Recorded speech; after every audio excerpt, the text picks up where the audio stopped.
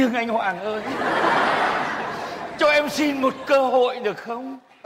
Ngươi cần gì ngươi cứ nói đi. Em biết em không hoàn thành nhiệm vụ, em không xứng đáng được với kỳ vọng của các anh trên này. Nhưng mà em cũng khổ lắm. Nhờ anh nói với người dân dưới hạ giới, sang năm tới cố gắng cải tạo ý thức tham gia giao thông. Chứ em không làm nổi nữa đâu, em cố lắm rồi.